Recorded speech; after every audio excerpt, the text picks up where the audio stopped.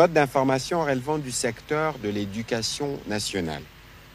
La ministre d'État, ministre de l'Éducation nationale et Nouvelle Citoyenneté, a présenté aux membres du Conseil la note d'information relative à la publication de premiers résultats de l'examen d'État 2025 ainsi que la sécurisation du processus.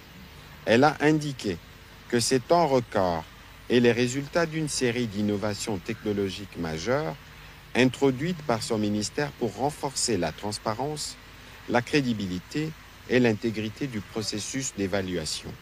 Les innovations introduites visent à répondre à plusieurs défis, notamment la tricherie et la manipulation des données, afin de restaurer la crédibilité des examens nationaux. La ministre d'État a succinctement présenté les innovations qui ont permis cette publication rapide et sécurisée. Il s'agit notamment de la mise en place d'une réforme numérique, incluant des centres provinciaux modernes de scannage dans quelques provinces, permettant ainsi de réduire les délais de traitement des résultats de 30 à 40% pour ces provinces, ainsi que les coûts logistiques. Une technologie interne basée sur l'intelligence artificielle a été déployée pour automatiser la correction de cahiers d'items. Cette innovation garantit non seulement une plus grande fiabilité et cohérence des résultats, mais a également permis de multiplier la vitesse de traitement par 10. La capacité des scannages est en effet passée de 8 à 10 copies par minute avec l'ancien système à une vitesse remarquable de 80 à 100 copies par minute.